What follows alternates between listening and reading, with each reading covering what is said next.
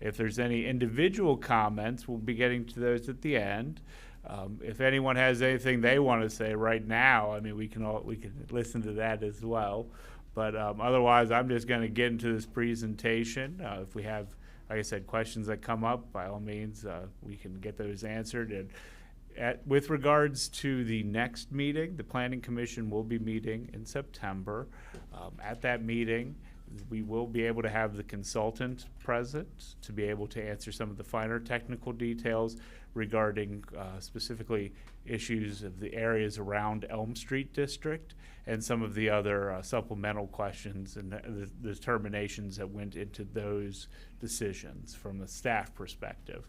So a lot of things I'm rambling on about, and we're talking about zoning. So by all means, if you have to leave, if you need to stay awake, the door is there. We have all this information available on the website.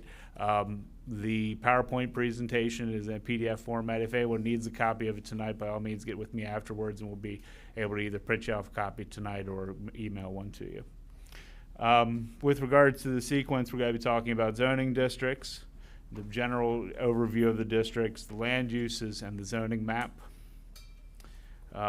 We'll get right into it. But with individual property concerns, after the presentation, we can also discuss those. We have copies of the big maps right here to discuss specific parcel zones.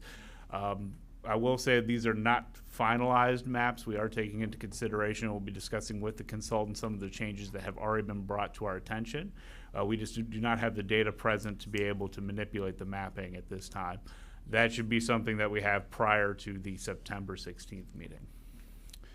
So basically, the overview of the zoning districts as provided in the zoning ordinance.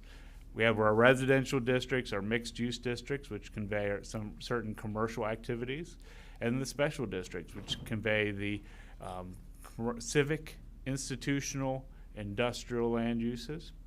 And then also we'll get into some ordinance changes that have already been provided in a revised draft that's currently available on the borough's website. So residential zoning districts are divided into three categories. We have the R1 low density residential, R1A preservation residential, and R2 moderate density residential. I'm going to be providing some more specific information for the residential zones as they have the greatest impact as it relates to residents. But also we've received numerous comments through this process regarding concerns from the especially as it relates to the R1 district and potential R1A district issues. So the R1 low density residential, the purpose is to provide for certain areas of the borough to be maintained as residential areas primarily for single family detached housing. The R1A district is a little different. The purpose is to provide for certain areas of the borough that contain large residential dwellings to be maintained as single-family dwellings, but to allow bed and breakfast uses to be conducted in these buildings to provide income to maintain the large dwellings without conversion to other uses that are not owner-occupied, such as conversion apartments. So this district is designed specifically to limit rental opportunities to those parcels. You also see on the maps that we have the R1A district is very limited in size, only affecting a few parcels located to the east of the borough. Its boundaries. R2 moderate density residential. This is the purpose of that district is to provide for development of certain areas of the borough into residential neighborhoods that contain a mix of attached two-family dwellings, your duplexes, your townhouses, the residential dwellings, and create walkable access to goods and services in the downtown and other destination areas of the borough. This is where most all the remainder housing is located. Mixed-use districts, going down the line, we have low-impact neighborhood commercial. That's NC1. NC2 is our historic corridor neighborhood commercial. NC3 is neighborhood commercial. When you think of NC2, that area primarily encapsulates the Baltimore Street corridor to before you get to the circle, which that area is Old Town. General commercial GC and REV revitalization. Some of those terms, not the terms, but the abbreviations have changed just to make that a little more readable from a perspective. We thank the community for bringing that to our attention. Special district, civic institution, healthcare, and industrial. So in terms of changes to the existing ordinance, we'll be going through these quite a bit, so don't worry if I go too fast, let me know, but otherwise it will be reviewed again. Changes to the existing ordinance, we have the residential office, tourist commercial, residential office redevelopment, Elm Street Overlay districts that are currently in the zoning ordinance. Those ordinances are being reworked. Generally, the residential office redevelopment, or ROR district, becomes the Revitalization District with modifications to expand it beyond its current, it currently stops at Carlisle Street. This would allow it to go further to the east as the Revitalization District. You mean west? You go west, sorry. Residential office, tourist commercial in particular, those areas become the general commercial in Steinway and the NC2 along Baltimore Street. Elm Street Overlay. When developing the ordinance and the mapping, the idea was that the current overlay district for the Elm Street presents some challenges. It makes the map very hard to read by having that overlay present, but also the need for the overlay doesn't necessarily correspond to the actual need for the Elm Street program. The Elm Street program has been successful in that it's cultivated these commercial and business uses in that area. The problem is commercial has an opportunity often to limit the potential for residential housing. One of the big things that we did when we went into this ordinance update was thinking about opportunities for housing in the borough to encourage more housing opportunities and encourage opportunities for missing middle housing. We'll get into some of how that actually plays out. Most of it is already in the ordinance to some extent. It's just that the way the ordinance works on the ground hasn't been necessarily realized to its fullest extent. So it's something we're trying to do with this ordinance, is to enable development in those districts where it's encouraged, where we'd have better utilization of land with higher density. So for community requested changes that we've received to date, these items will be reviewed by the Planning Commission once we have a vote on the staff draft after a public hearing. Definition of family and the occupancy of single family dwellings. This is something that's come up with relationship to the R1 zone. In particular, the current definitions allow for up to 4 unrelated individuals to occupy a single family detached dwelling. That would be something that we're going to provide options to decrease that either to 2 or 3 persons, while also making sure that the conduct of the structure is actually being maintained. So it's keeping the household units in the structure as opposed to having either multiple unrelated individuals or just individuals that are utilizing the structure for economics of scale. So especially in instances where it's college students that are sometimes overcrowding structures, or unscrupulous landlords that are it's a good deal for the individual tenant but creates overcrowding situations. There are real impacts that the borough has as a result of these overcrowding situations. They go beyond just general nuisance issues. That we do have instances of trash, refuse, and other biological hazards. Looking at other change, yes. I have a quick question.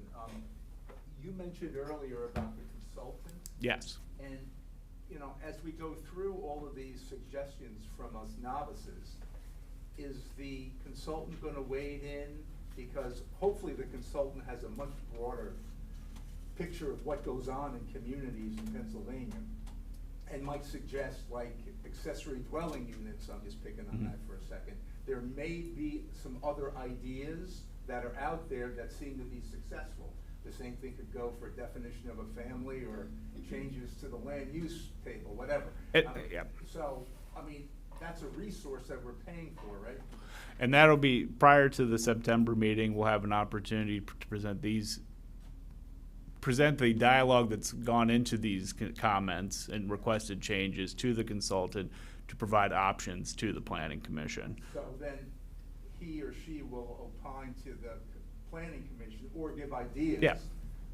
about what some other things that are happening across Pennsylvania, like State College or Yes. or somewhere else. Okay, got it. And we're even looking beyond the Commonwealth, making sure that it's best practices. And we have an opportunity with the zoning ordinance update to potentially alleviate nuisance issues with these changes. Accessory dwelling units, one of the things we've looked into, the current practice, well, not practice, the current code allows for multiple detached structures on a parcel. What we're recommending at this time for, and after receiving comments to date, would be to have accessory dwelling units be limited to those detached structures, but in the R1 zone, specifically only allowing them with special exception permission. From that's provided by the zoning hearing board. You fill out an application, you have a quasi judicial hearing, lawyers are present, it's you make a case. If the zoning hearing board is in agreement with the proposal and can provide that agreement with findings of fact that are demonstrated and it can be justified to law, then we have the ability to actually provide the special exception. Now, I guess there's a few other areas where we could have additional conversations regarding special exception as opposed to potentially having uses by right. As we go along this conversation, it's one of those things where if it makes sense, in some instances, a special exception might be appropriate. If it doesn't make sense at all, then not permitting the use by right makes sense. Looking at other areas, the increasing the number of incentives required for additional building height to the Revitalization District. It was suggested, the draft only requires that a developer do one of 4 specific, not necessarily improvements, but activities on the site to enable best building practices, best site development. By increasing the number of incentives from 1 to say 3 or 4, that would require more of those developer exactions, that's what they're called, to the more exactions to enable the development to be more beneficial to the greater community while also allowing them for additional building height. Removal of regulation related to honeybees and chickens, so that the chickens and the honeybees, that's not in the zoning ordinance anymore. It'll continue to be regulated by general offenses code.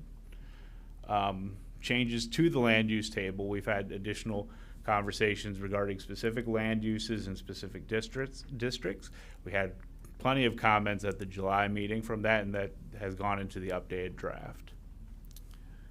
Now, going into, yes?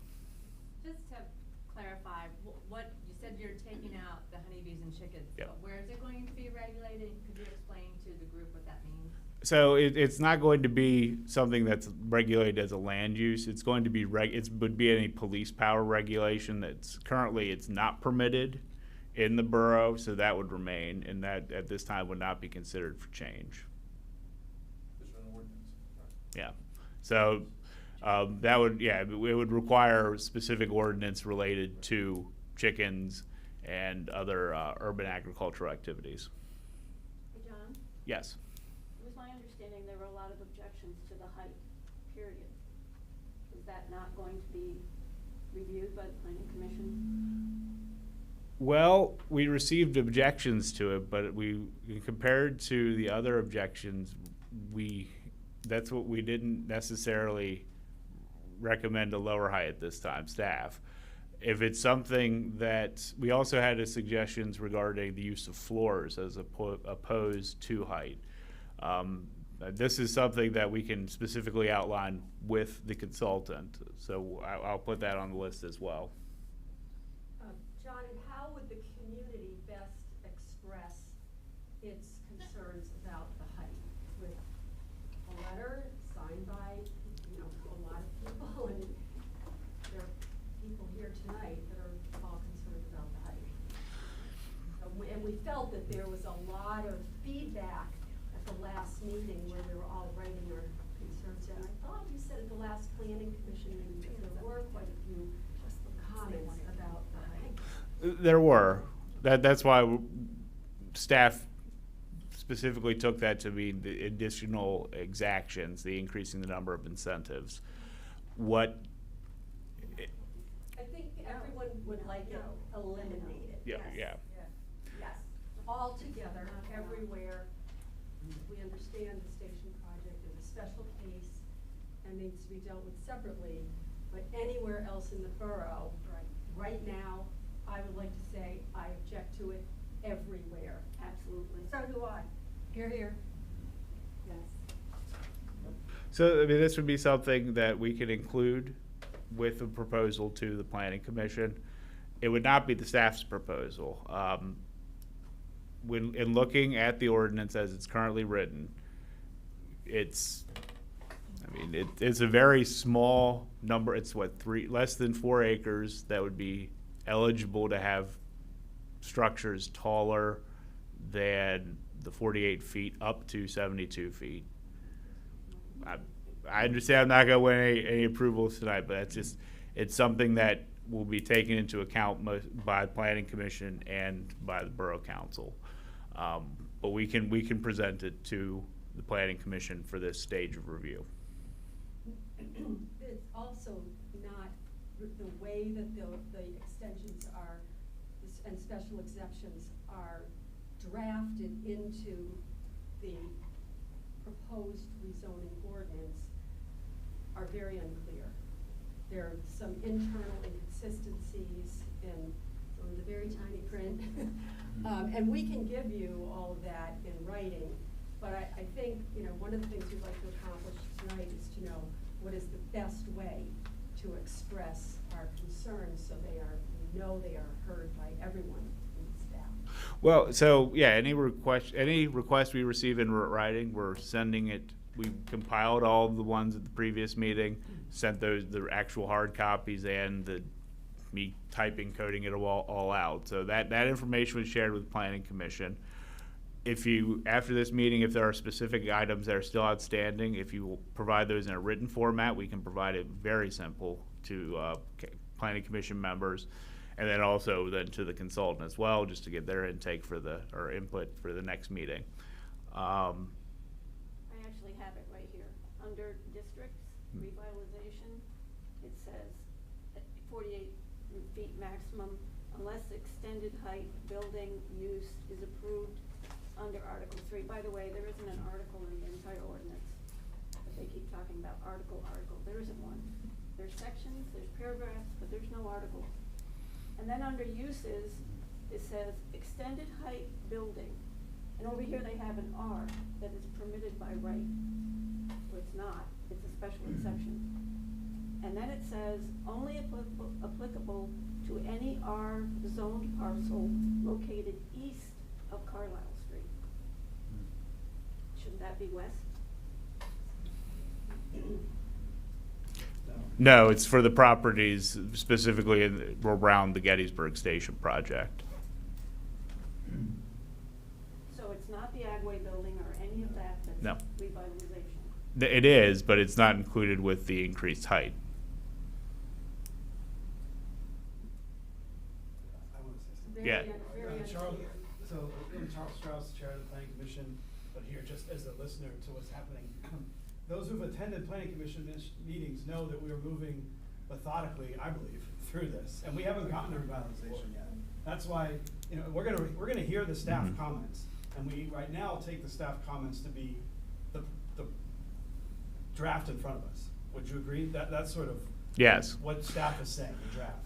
And then what we've been doing, and we didn't do it perfectly at the last meeting, but I think we're getting better. Sue, aren't we getting a little better? Yeah. Okay, so is to look at those staff recommendations, take the input, and John is exactly right. We've received every document I believe that you've received and transcribed. And then at the time we're discussing it, to make a change that might contradict a staff recommendation. And then what would you do, John, if that would happen? We'll provide you that information. We'll give you a justification for why we're providing our recommendation. So I just wanted to make everyone feel maybe a little better that he's suggesting these arguments related to the revitalization district, but it will only come to planning commission at our next meeting, and it certainly will, Mhm. because we kind of stopped at a reasonable time. And to your point, I've raised this several times, but I'm not sure it's been getting out there, that I believe that the committee that drafted this struck a compromise. Now, personally, I'm not sure I like this compromise, but it is the case, I believe, that the higher elevations are permitted in the already existing revitalization district, but will not be permitted in the expanded. That's how I read what you just mentioned. And that must maybe some compromise that happened in the drafting stage. Yes. So initially, the proposal, well, I wouldn't say initially, but when my involvement, when I was able to work with the committee with regards to revitalization, the idea was the entire revitalization zone would have the increased height. It also did, at that time, we didn't have the incentives. So to enable, we've been hearing the comments regarding the increased height. That's what we've been able to get to while still understanding that the Gettysburg Station project does have the ability to go to 72 feet. The properties directly adjoining that parcel and the other parcels associated with the project, they would most likely have the ability to go to 72 feet as well with a judicial review. So that's where we're just trying to put into effect into this map what has already been put into effect by the zoning hearing board with regards to that one project, and the, I guess for lack of better terms, the consequence that's resulted for the surrounding parcels as a result of that unique case then, because yeah, there was initially, they received special approval for that 72 feet. As a result of that, it does have an impact on the very surrounding area. So I kind of went in circles with that, but what we're trying to do with this draft, though, is provide the justification for revitalization in that area, specifically looking at parcels that have one-story structures on them. City Mart in particular, a great example. We don't expect that parcel to fully be developed up to even like 35 feet. It's something where we provide the incentive for the developer to be able to look at parcels, be able to have a contiguous site developed, as opposed to having these areas that are not necessarily declining, but they aren't being improved and they're just in a static, like declined state, or not necessarily declined, but in a state that's less than optimal land use.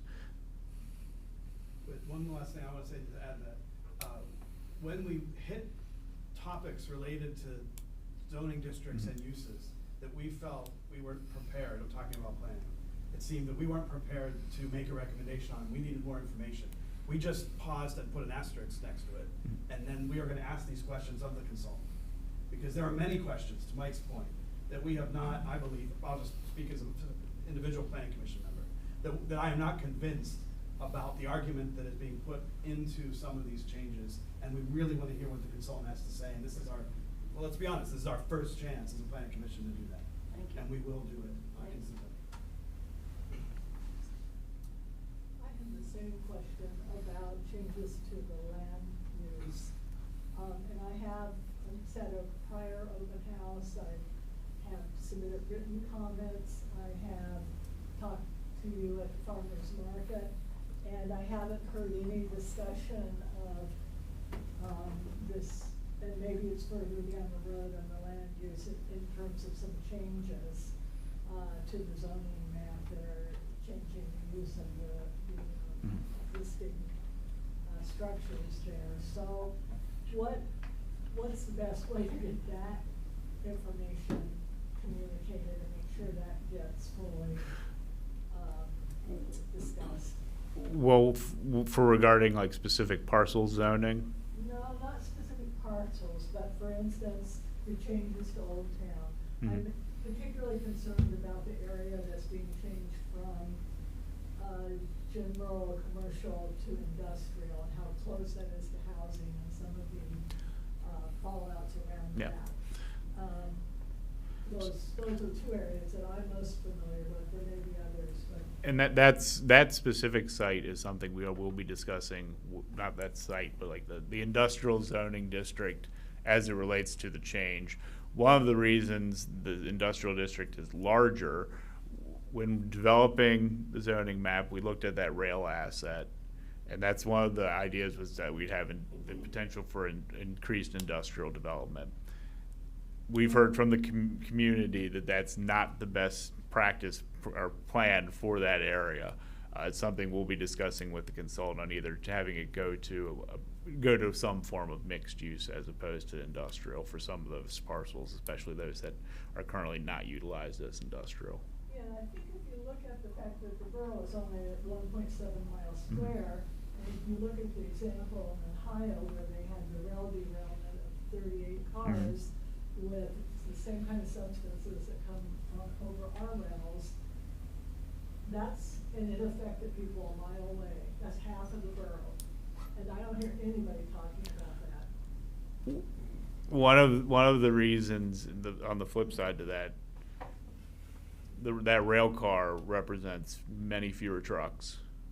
So one of the other aspects was the hope to getting increased rail activity for our industrial users, as opposed to just having truck transit, or well, not just truck transit, but having predominantly truck transit along 30. I agree with that, but that brings up the larger issue of, do we really want more industry in this 1.7 mile area with almost 8,000 people in it? Aren't there better places in Adams County? I know we need the jobs, but aren't there better locations where people aren't compromised as much? Well, and then to go back, we'll be working with the consultant on those specific parcels that are identified as being rezoned to industrial to make sure we target that correctly. Yes. I might miss this, or maybe I'm late to the party on exactly how the 72 feet was permitted. So this was before my tenure, but basically the developer requested I believe it was a special exception, or it may have been, I'd have to go back to the exact case. The Gettysburg Station project, as initially proposed, was going to be 90 feet tall. That was the request from the zoning hearing board. In their deliberations, they established that 72 feet would be an acceptable compromise, as opposed to requiring them to maintain the current 48-foot standard. The reasoning for that is provided by the zoning hearing board in their decision, but in looking at the case materials, one of the things that went into the decision is we have the Gettysburg Hotel, which is a larger structure, meeting that same type of height in that location. The zoning hearing board took into account the conditions of the site, the potential development, and the result is 72 feet. Is it something that everyone's in agreement with? No, but that's what we have. John, I have a slightly different understanding of this, if I can share it. Yes. And you correct me, or others who lived this. I don't believe they ever requested 90 feet, because that would have been in violation of the ordinance, which only permits 72. Mm-hmm. So the ordinance changed in 2018 by a 4-3 vote of the Borough Council to permit construction up to 72 feet. So I don't think it was ever 90 when we approached zoning hearing. My understanding was that there was a request at one point for 90. So that's when, that developer said, I'd like to do 90, but he wouldn't have been permitted to do it. Well, he can do a zoning request. He can request a variance from zoning. But I don't think he did that. I think what he did was, he took the 72 feet, because currently it's at 48, and he had to get to 72. And so he at zoning hearing said that they would do, and I can't remember what two they were, but he was gonna do two of the the structure is going to be steeped in such a way that to avoid canyon effects. So he was gonna do two of these incentives to get himself to 72 feet, and the zoning hearing board did approve that.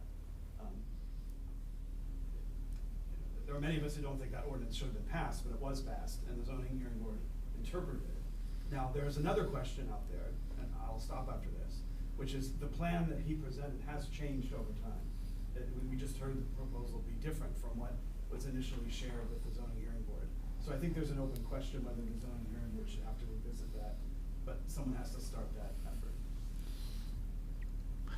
And I'll also note, staff has not received any building permit applications, consolidated land use permit applications for that project.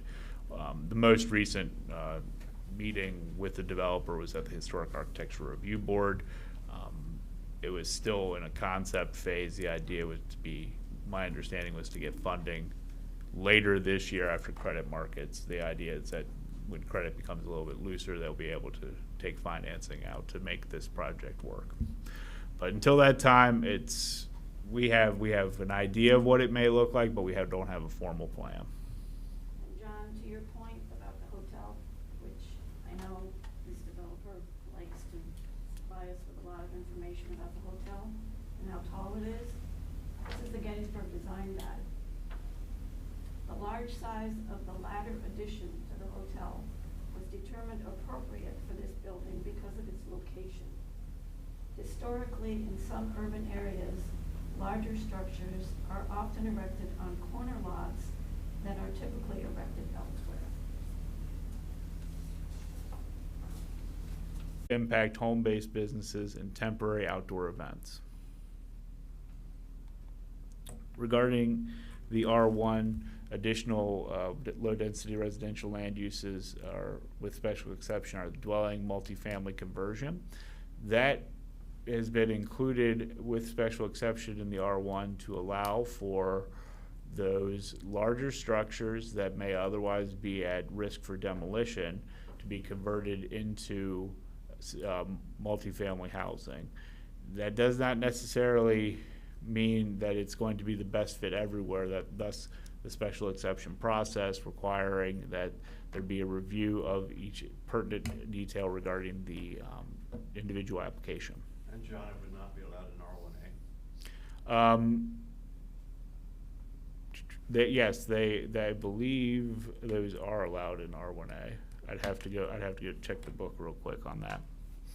I'll be getting to R1A here shortly. R1A in particular allows for Airbnbs, so allowing for bed and breakfast and those lodging uses. Let's see. So also with special exception, you can have a duplex or an accessory dwelling unit as proposed. Yes. John, I'm a little confused. Dwelling multifamily conversion. Yes. Well, who makes the decision whether something comes down, a house comes down? Why couldn't somebody just buy a place and say, I'm gonna split this large house in two? I mean, anyway, I'm talking Cole Park, or something like that. So they would have to go before the zoning hearing board, talk about a special exception. Yes. You mentioned like a tear down or something that was going to fall apart unless somebody, had enough financial wherewithal to put more people in it. Mm-hmm. I mean, I don't know if that's realistic. I think it's more realistic that someone said, hey, I'm gonna buy this big house and I'm gonna divvy it up and instead of getting 4 people in it, I'm gonna get 8. Or 2 and 2. Yeah. So I don't see why it's in R1, I guess. Bottom line is R1 is supposed to be for low density and a single family. I would think the multifamily definitely works against that. Just my 2 cents. John, I looked up the special exception in the R1A for the multifamily conversion, same as in R1. Yeah. One way to deal with it is take the word primarily out of the purposes sentence. R1 is for single-family residences, not primarily for single-family residences. And then clean up the chart. I mean, there's a lot of work that needs to be done in the ordinance. Yeah. But there are some simple ways to draft it to get where we want to be. Well, from what I'm hearing is that there's a concern regarding the potential for multifamily dwellings in the R1. Exactly. Right. Okay. Right. We're not. So that's something that we can bring to the consultant's And attention. if something's already built for a duplex, for example, well, that's fine. It was permitted and it's built. There's one on Elm Street. Sure. Can can you deal with what Mike said about when you mentioned that there would be structures targeted for demolition? I think you said that. I probably did, yes. So is that meaning that like the consultant or somebody did research and suggested that there is that potential? 'Cause Well, it doesn't seem like there is that potential to me. At the time, well, the concern is with the larger structures. We had the structure fire at 202 Carlisle. The concern with these larger historic buildings is that they're filled with voids, so they are more prone to fire casualty events. It was one of the discussion points was how can we enable those structures to remain as opposed to being potentially knocked down. This was a compromise position to have it in there because initially I believe we were looking at having multifamily as well, just dwelling multifamily apartments in there as well. So that's where we've gotten to now is having as a special exception in the R1. It sounds as though we'll probably be presenting it as a potential for just not being permitted in the R1. Going further down with R1A, so additional R1A uses, the bed and breakfast, vacation rentals, accessory dwelling units. R1A, you also have the ability to have assembly neighborhood, government facilities, and event venues with special exception. In the R2, that's where we have the opportunities for our higher density residential by default. So we have multifamily apartment, multifamily conversion, single family, semi-attached townhouse, staff housing, student housing, institutional, bed and breakfast, places of worship, and recreational facility public. With special exception, that's when we have the community residence, sober living facility, recovery house as a potential, student housing dwelling. That one is not, we're not expecting too many applications for that. Manufactured home community, motel, temporary shelter facility, government facility, and office uses. Mixed use land uses, in particular, these land uses are allowed in all mixed use districts. We have multifamily apartment dwelling, library museum, police, fire, EMS, forestry, community service, office uses, transportation and essential services, wireless communications facilities, the small wireless inside the public right of way again, parking for commercial use only, and then temporary outdoor events. The residential land uses allowed in most mixed use districts. They get a little wonky, but we have community residence group home, community residence sober living facility, recovery house, dwelling, multifamily conversion, single family detached, single family semi-detached, duplex, semi-detached townhouse, and staff housing. Student housing is limited to a few districts, and manufactured homes are only limited to the NC1 district. Yes? I have a question about the multifamily conversion. Is allowed the mixed-use land, but in a bracket says they're not permitted in GC or REV. Why that could be?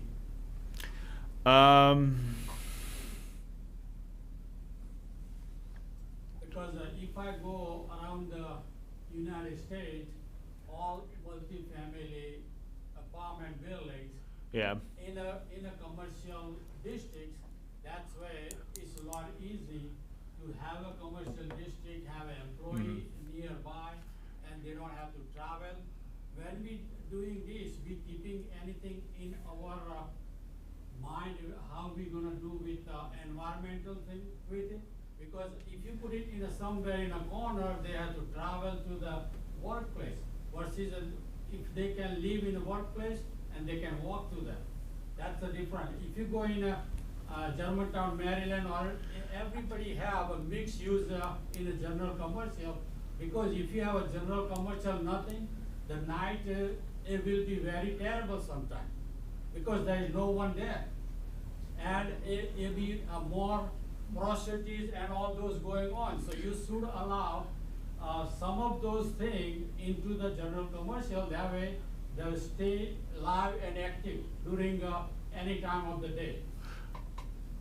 especially in a weekend, if you have a commercial use and there's nothing going on, it's gonna be dead, and people can do anything what they wanna do it. And they create a lot of problem with the police department.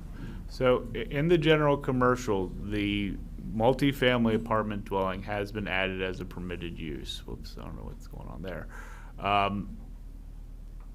The multifamily it wasn't included for the multifamily conversion, as the idea would be to have redevelopment into an appropriate structure for an apartment as opposed to the historic preservation aspect.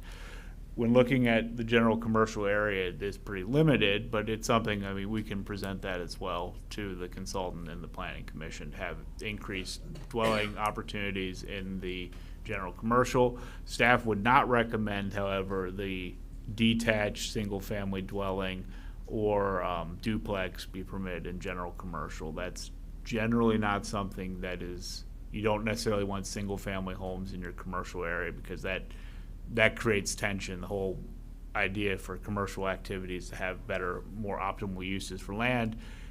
When you have a general commercial zone piece of property, your mortgage has additional points as compared to having a residential zone. There's incentives for not having our single-family housing in general commercial, but that's something we could present to the planning commission and to the consultant. So I do have one further question. Back on where it says conversion, I get Mhm. that you have property, it's gonna be converted. Mhm. On those other uses though, where it says, I can't remember exactly how it put it, but where it was, like duplex and so forth, would you then be advocating, or would it allow, I should say, that especially in affecting the old town areas that are being proposed to be eliminated, would people be able to go in and raise those structures and put new construction in for apartments? So especially in the old town, any demolition would have to be reviewed and approved by the Historic Architectural Review Board. Yes, which is why some of us who live in Old Town, but is being proposed that we no longer live in Old Town, are asking the question because, you know, if you've got a lot of historic structures on a block and all of a sudden somebody's able to come in, you know, raise one of those structures and build a new apartment building, Mhm. which sometimes is a lot more cost effective than taking care of the old one. Yeah. Is that what's going to be allowed under that? With the zoning ordinance, it would be allowed. The challenge would be for architectural design standards and our Historic Architectural Review Board to review the application to allow for that redevelopment to occur. So That's the board that has the ability to regulate the built environment much more than just the land uses provided by zoning. So they could take a historic structure, a Civil War structure, raise it, if they got an exception, and build a modern apartment, or an apartment building there. Yeah. See, here's my problem with this, we're making changes that are gonna affect people decades into the future. Nobody on the current borough council would probably do this, but we don't know who the people are gonna be and what, you know, their sensitivities and so forth, they're gonna be down the road. So that's a significant change for the face of the downtown area if you start allowing that. Well, that can happen now. By exception. Well, the change in zoning won't affect the ability to redevelop the Old Town District. So if a developer wanted to come in and I'll give a fantastical example, this very structure, if they came in with some amazing plan, they'll turn it into like a 3-story apartment building or something like that, that would be permitted in the Old Town District.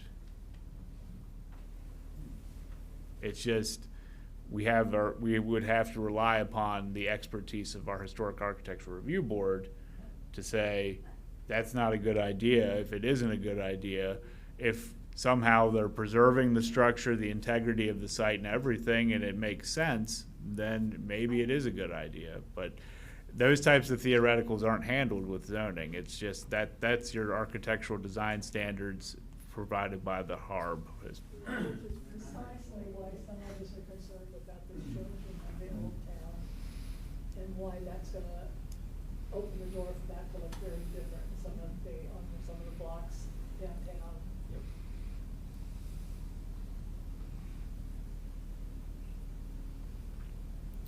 That's been noted somewhere. Yeah.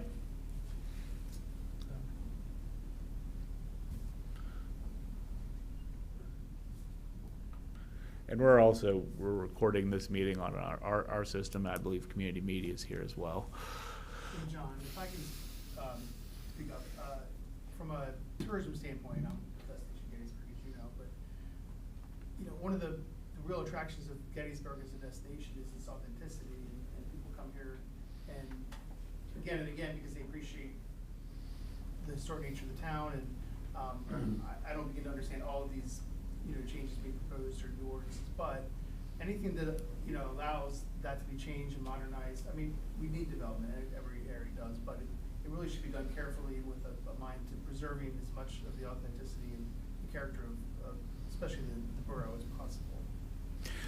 And that's one of the reasons why looking into the zoning ordinance, we want to encourage uses to utilize the spaces that we have now, encouraging, specifically targeting that revitalization district for this is where we should be having development, because what's here now is underutilized. The historic resource is not there compared to other structures. It makes sense in these locations to develop. Old Town, it makes sense to conserve what we have, but then allowing for as many uses as possible, because that's also going to be our most expensive building stock in the borough, and land values to equate to enough trouble in keeping the actual structure running, as opposed to then being encouraged to sell to a developer to have redevelopment. So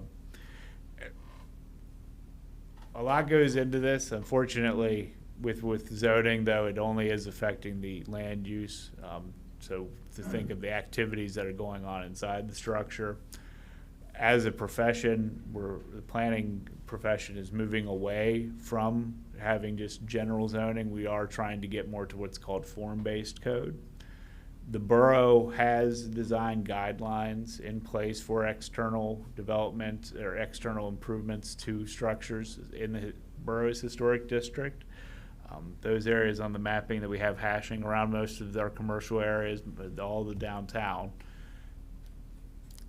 We, as a borough, I can confidently say that the individuals on the Historic Architecture Review Board are aware of what their commitment and duties are to the borough, and specifically with historic evidence of times when the borough was not necessarily preserving history as well as it should, and was more open to development that was not in keeping with the character of the town. In particular, I'm talking about Steinware as it relates to activities in the 60s and 70s. I've also been doing the sign ordinance, so a lot of scholarly research on just the general theme of the built environment of how Gettysburg used to be and how we've improved it since that time. So it's on everyone's minds, but it's not necessarily going to be addressed by this ordinance. It's something that as community members, we all have to be engaged with what's going on, especially when we get to a point where we're updating our design guidelines, which should be in the next few years.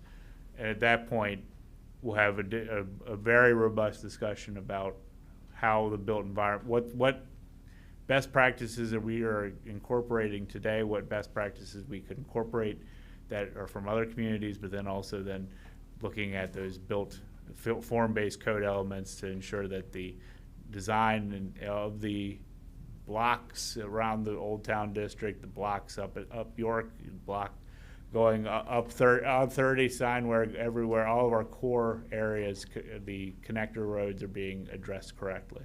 So.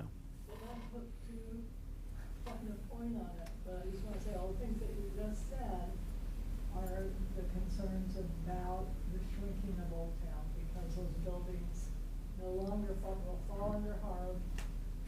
They will. The historic district remains no matter how big Old Town is, correct? Yes. Yeah, but isn't the Old Town designated area where those, all of those protections will still be in place? So, in looking at the map, this is the current map, sorry.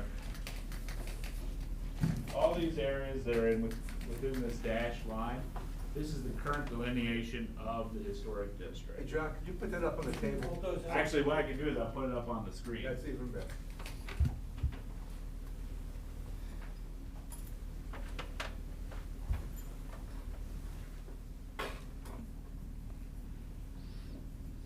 maybe.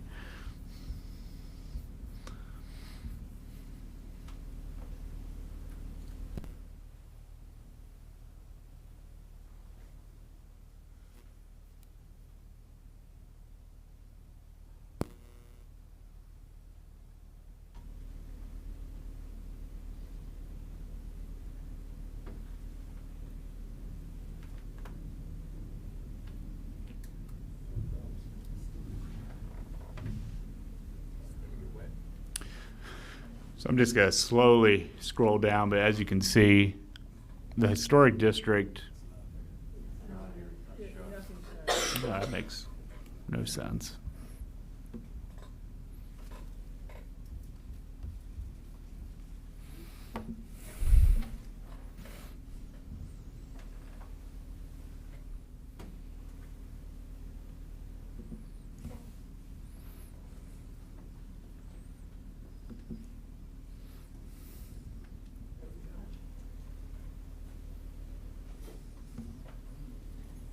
Yeah.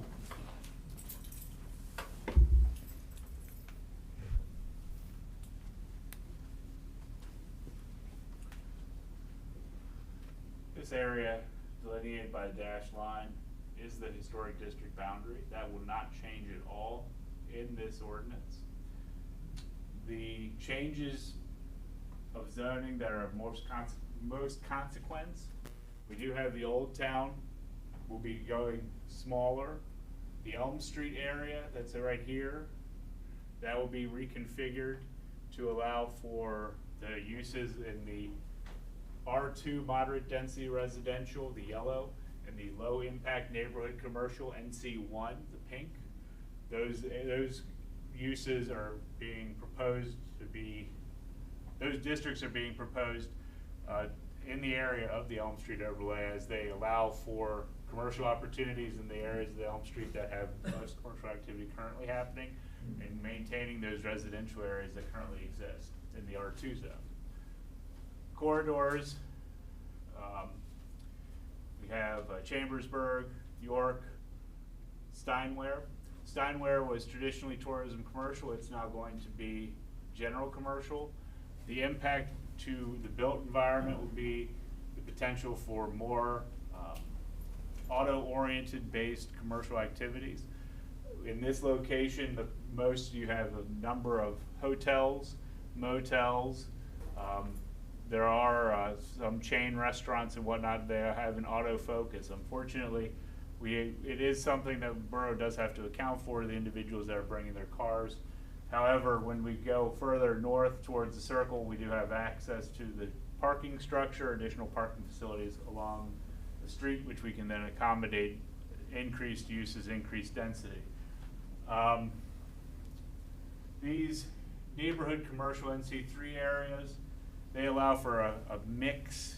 A good example, York Street. I mean, when you're thinking about, you have gas station and Domino's on different sides of the roads integrated with single family and then some multifamily and duplex housing.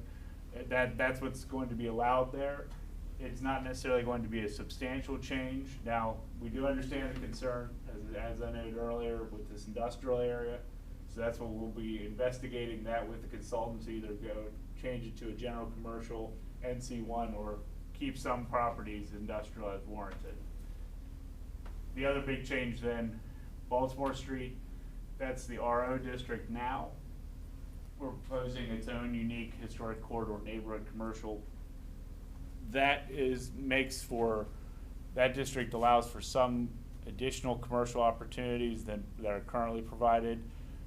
The RO district doesn't necessarily fit with the Baltimore Street corridor. Most of the parcels are too small for what the current ordinance really encourages, and that's what this NC2 is, a correction to that. There's some additional areas we've had requests for zoning zoning map changes outside of the historic district. One thing to keep in mind when I'm saying historic district, that's the borough's historic district. The entire borough itself is in a federal designation. Jokingly, it's something I discuss, is that we do have the ability to most likely put the entire borough into a historic district, including like some of our residential areas, given the fact that our housing and building stock is old. We haven't had a lot of construction in the past 50 years comparative to other jurisdictions, especially comparative to the sprawl development that's happening outside the borough. So, long-winded way of saying that there's still going to be the historic district in terms of the Historic Architectural Review Board. That delineation is shown on the zoning map, but it's not zoning. It's just we're showing it on this map to provide reference. So just to make sure I'm clear on this, anything within the historic boundary, the dash lines there, still has to go through our. Yes. So the zoning changes that are being proposed for the second block of York between Stratton and the Sunoco. Yeah. There's a lot of uses that are not gonna fit within the existing structures that seem to be on that checklist. And I don't have the specifics right now, but I haven't looked at it. So, but that is not a situation where they could allow a developer to take a property and knock down a building, a historic building, and put a bank in there, a drive-through bank or something, which I think drive-through was one of the things I saw. Any exterior improvement, including demolition, would be reviewed by the Historic Architectural Review Board. The demolition would have to be warranted, and the design of the new structure would have to meet the design guideline as provided by HARB. Now, some of those things are by right, you know, some of the new proposed Yeah. uses are by right, so. But HARB can still deny it. they can still deny that. And I've included this section, the York Street R2 NC1 area, to discuss with the consultant. That'll be another topic.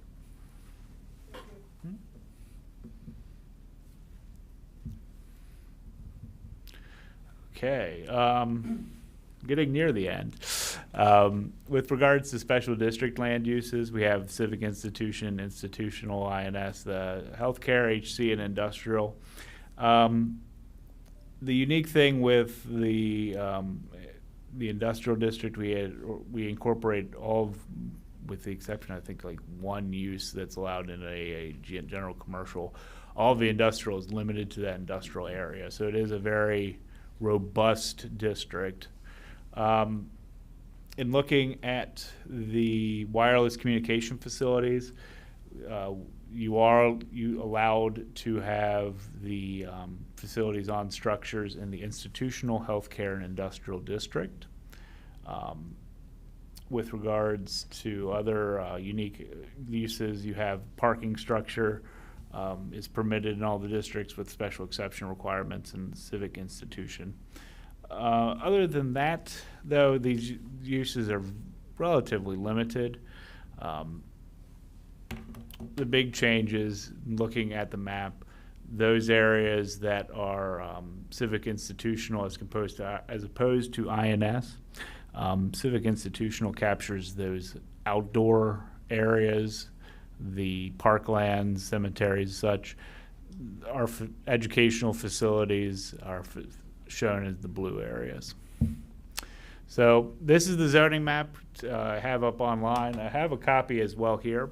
If there are any specific zoning questions you have for individual parcels, or if you'd like to discuss specific boundary delineations, one of the things we did when we were making this map, the group looked at every block in the borough.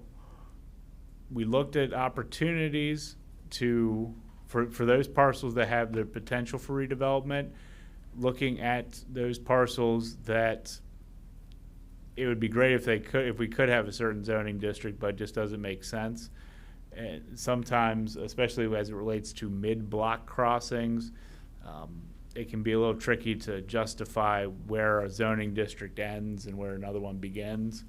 So we tried to make it by having a full delineation either with a street or stream.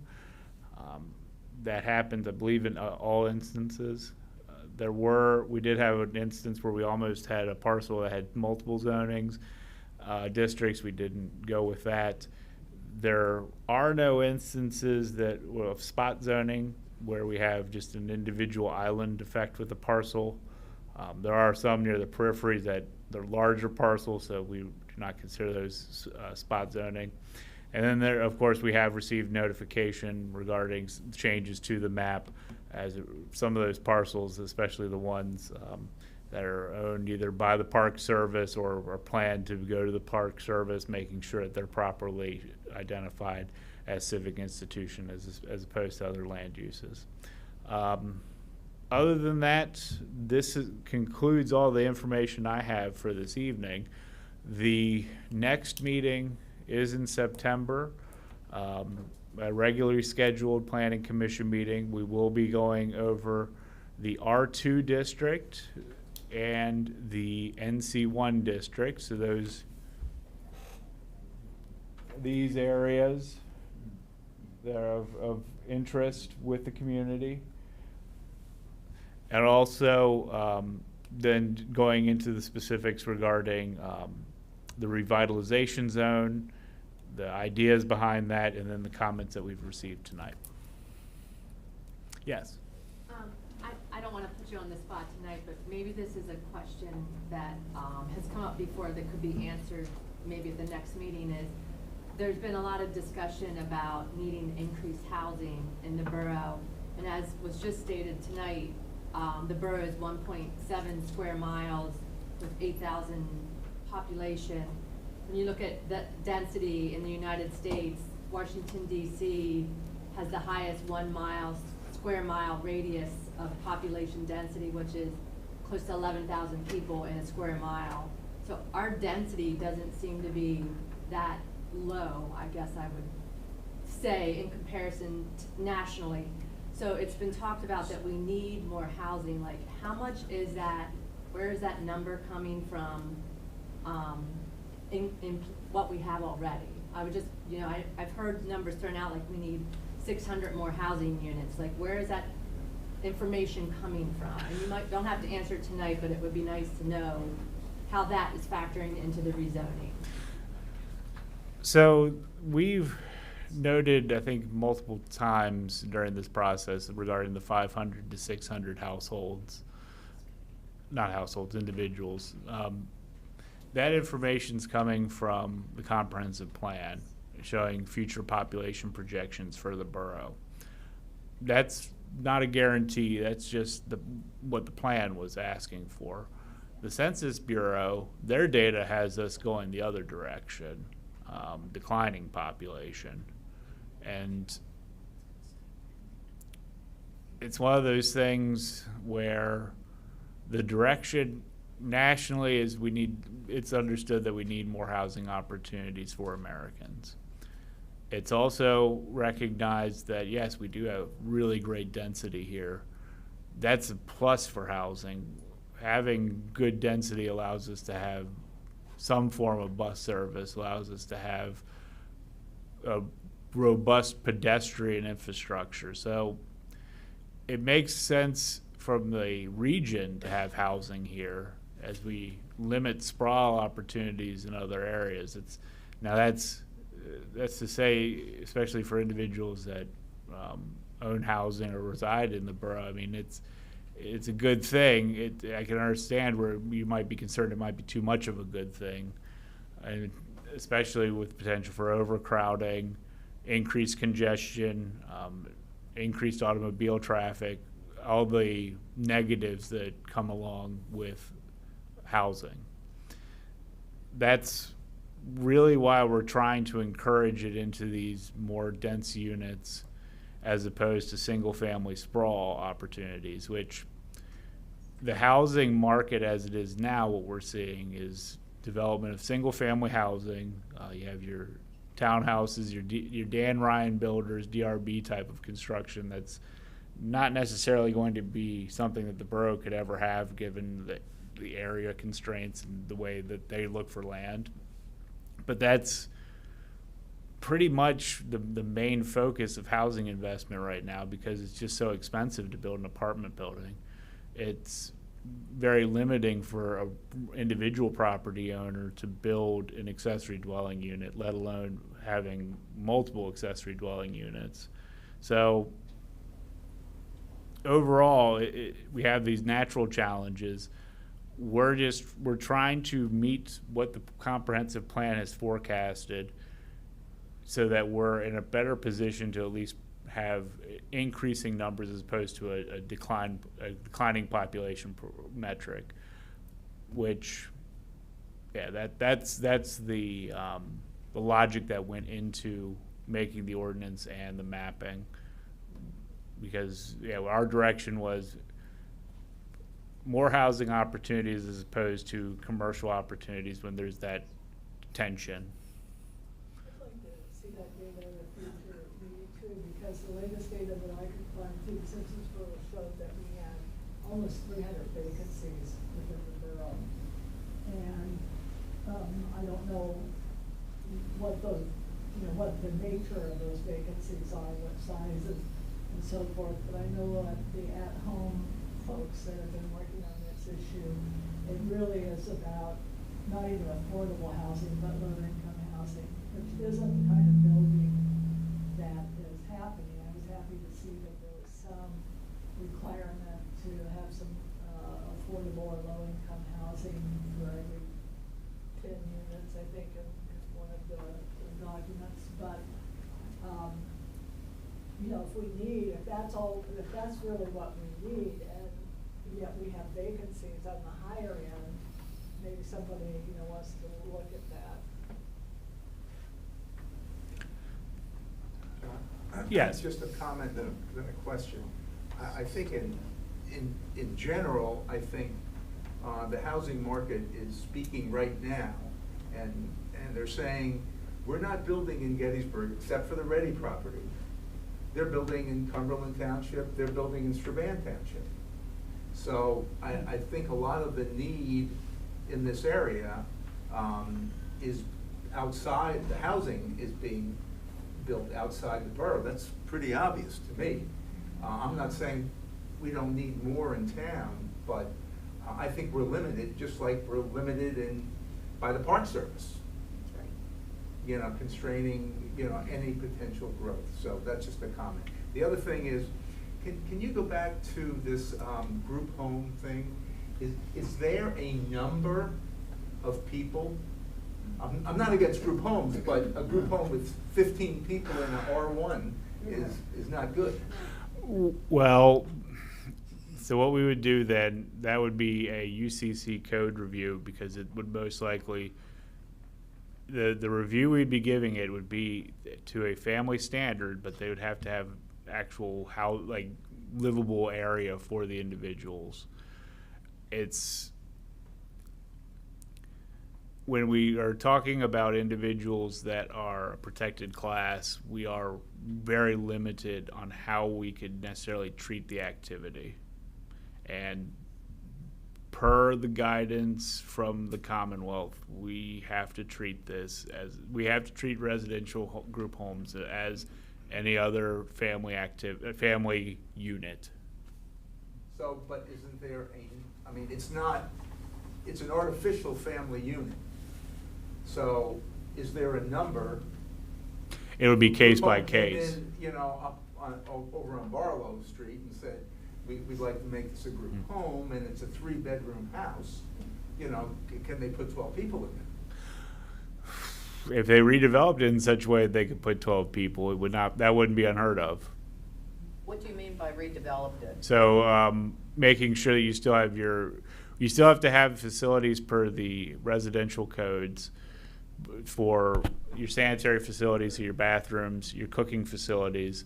But then other than that, if it's arranged, however they arrange the bedrooms and they have adequate egress outside I would need to check to make sure that they even have to follow the multifamily code. They generally in these instances, it would be just like any other single-family dwelling, where you can you can put as many people as you can physically fit. That's Wow. Well, I would hope that that's a question that we can put before the consultants, because this is happening, you know, all over Pennsylvania and other places, and, you know, what's the optimal number, so we have an idea. I can only speak to sober living facilities, which are slightly different than community residential group homes, but in terms of the outcome for the individual going through either treatment, the idea is to have them being in a housing situation that's optimal for recovery. For a residence home, you have to still meet the medical requirements. You still have to meet, you still have to be able to have the house physically functional. It's different renting than, say, just renting to a traditional family units or just individuals. It is different, but we'll make sure Troy with MBI gets us some information on that to clarify. Okay, thank you. I have two comments. Yeah. I work with several clients who have group homes for special needs people.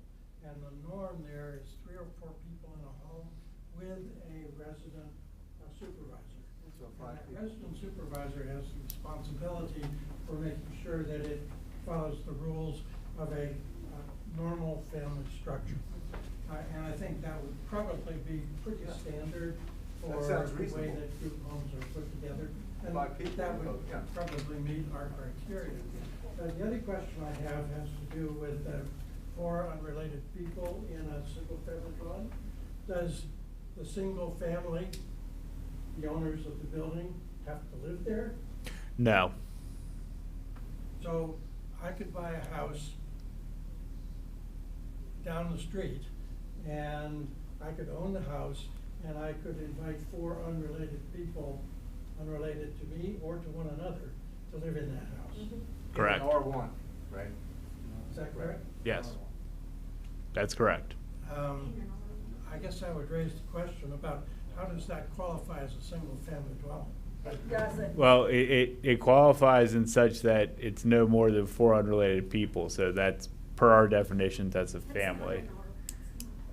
That's not a. That's the regulation. We received comment that we're. All right, well, I'm back to looking at the One thing definition we of a have to family then. Yeah. Yes. In the R2, for a change, we have the single-family homes, which you're not supposed to have more than 4 unrelated people, that's a family. Then we get students, whoever. But then the definition for, I think it was the sober living facility or the group home, one of them said 6. And it seems like that 6 should at least be 4, the same as, you know, if it's a single family house, then the numbers should be the same.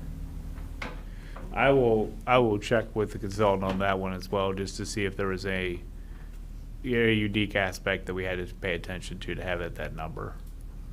What was just being described, that goes on in our neighborhood all the time, because of the students mainly.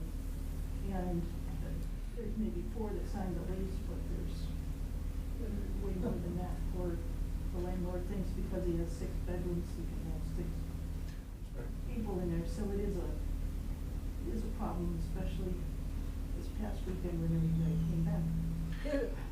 And I think that's the exact reason why it has to be a lower number. And it's up to us to I'm police just it. saying the numbers should be the same Yes. for the different uses.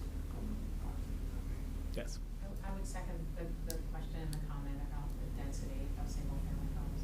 And my other question is, and I'm not sure the chicken and the egg here, but if we're growing the density of the borough in a finite space, when does the discussion or the review of the infrastructure to support more density in the area, how does that fold into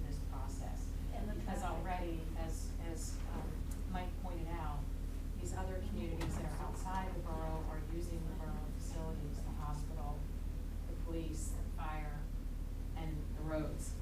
And you can see a difference even in the last few years. And so if we're growing the density, how does that work with the process of what's their infrastructure? So with regards to zoning, the decisions that went into the future land use map and the comprehensive plan was an opportunity to look into infrastructure needs. Specifically, you have future land use planning section and your community facilities elements.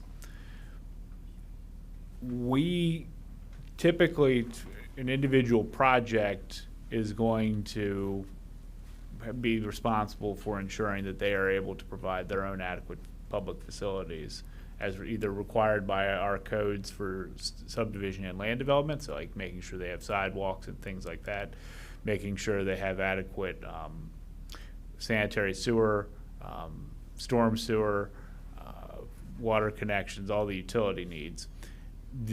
That's on the individual property owner developer phase. But in terms of like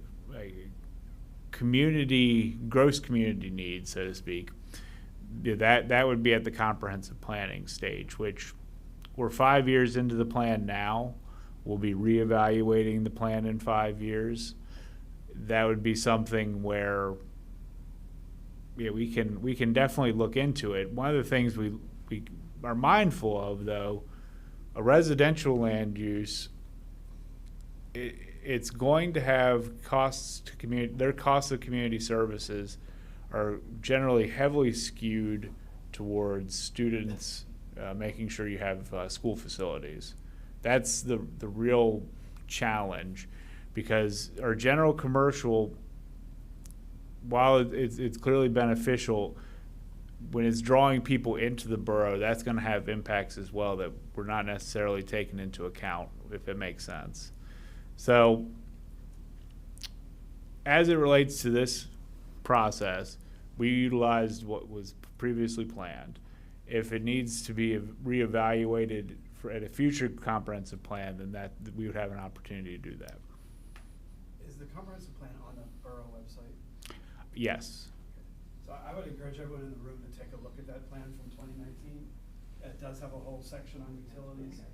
I think everyone maybe would though admit that the regional planning of the plan has not occurred. Yeah. So Cumberland, Strabane, and Gettysburg wrote this plan together, but I would say that there's very little to point to of actual regional planning going on. Right.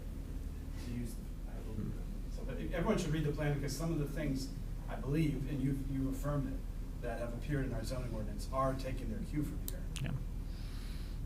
Does it address health related needs in the comprehensive plan?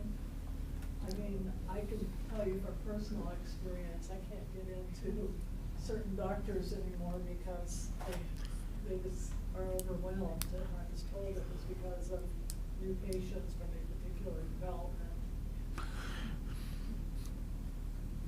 There's a section on community resources, but I don't know about. I don't think we have individual health outcomes. Yeah, there's like recreation. It's mostly land use.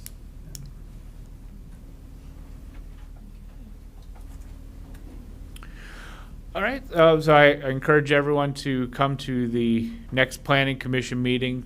We'll have the discussion with the consultant.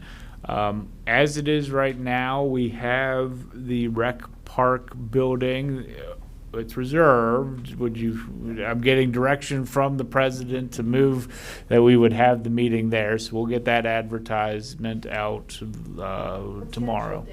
What's the date? That's going to be, I want to say the 16th. Oh, here we go. Yeah, so that will be September 16th, 7 p.m. 7. Yeah, it's a business meeting. Oh. Is it here or the rec park? At the rec park.